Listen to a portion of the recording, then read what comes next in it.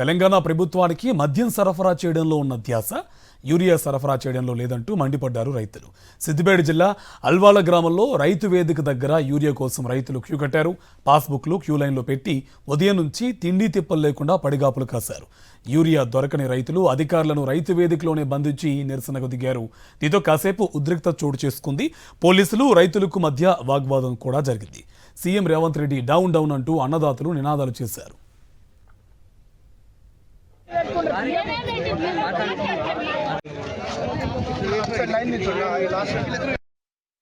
మన రాష్ట్రంలో లిక్కర్ ఎంత కావాలంటే అంత దొరుకుతుంది, కానీ యూరియా రైతులకు కావాలంటే యూరియా దొరకలేదు. ఒక్క యూరియా బ్యాగ్ ఈ రోజు అలవాళ్ళలో 3 గంటల రాత్రికి వచ్చి లైన్ కట్టిరు. ఈ ప్రజలు 3 గంటల లైట్కి వచ్చి ఇలా రకరకాలైన పోలీసులను దించారు. ఏమాత్రం మెసలకుండా ఈ లైన్ పెట్టించి ఈ లైన్ కట్టి ఇక్కడ టోకెన్ తీసుకొని ఆధార్ కార్డు ఓటీపీ చెప్పి ఈ స్లిప్ తీసుకొని పోయి మళ్ళీ చెప్పాలో చివరస్తలా లైన్ కట్టి బస్తా తీసుకుంటే భార్య ముందు భర్త వెనక, భర్త ముందు భార్య వెనక, ఈ రకమైన బస్తా ఒక్క బస్తాకి ఇంత ఎక్సర్సైజ్ చేయాల్సి.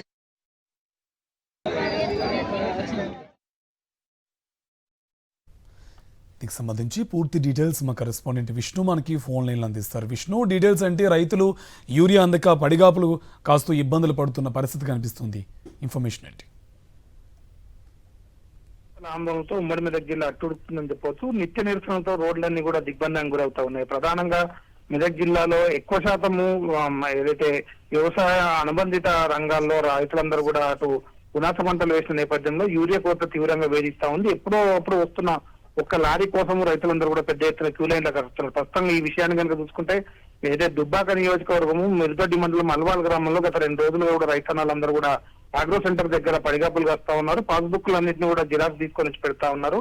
గ్రామాల్లో విచ్చలవిడిగా మద్యం అమ్మకాలు జరుపుతున్నారు తప్ప యూరియా మాత్రం ఇవ్వట్లేదని చెప్పి కూడా తీవ్ర స్థాయిలో నిరసన పడుతున్నారు. ఒక్క మనిషికి ఒక్క యూరియా బస్తా మాత్రమే ఇస్తామని చెప్పని పెట్టిన నిబంధనల మేరకు కుటుంబ సభ్యులందరూ కూడా ఇళ్లకు తాళా వేసి రైతు ఆగ్రో సెంటర్ మీద ఉండే పరిస్థితి కనబడతా ఉంది. కాబట్టి వెంటనే రైతులకు సరిపడా యూరియాను అందించాలని చెప్తున్నారు. అయితే ఈ సందర్భంగా రైతులందరూ కూడా అధికారులను అదే ఆగ్రో సెంటర్ లో అదే రైతు వేదికలో నిర్బంధించిన పరిస్థితి కూడా కనబడతా ఉంది.